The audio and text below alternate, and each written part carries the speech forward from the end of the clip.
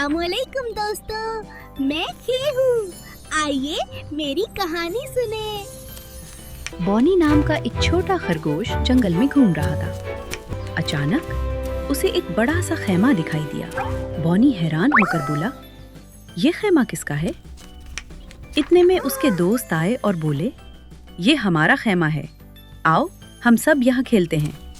सब दोस्त खैमे में छुपन छुपाई खेलने लगे। Ready or not, मुझे उम्मीद है कि आपको मेरी कहानी पसंद आई होगी। अलविदा दोस्तों, अगली बार मिलते हैं। अस्सलामुअलैकुम दोस्तों, मैं दाल हूँ। आइए मेरी कहानी सुने। उमर नाश्ते के लिए मेज पर बैठा था। उसके सामने एक गिलास दूध रखा था। अचानक दरवाजे की घंटी बजी। अम्मी बोली, उमर जल्दी दूध पी लो, तुम्हारे स्कूल का वक्त हो रहा है। उमर ने फौरन दूध पिया और खुशी से स्कूल चला गया। मुझे उम्मीद है कि आपको मेरी कहानी पसंद आई होगी। अलविदा दोस्तों, अगली बार मिलते हैं।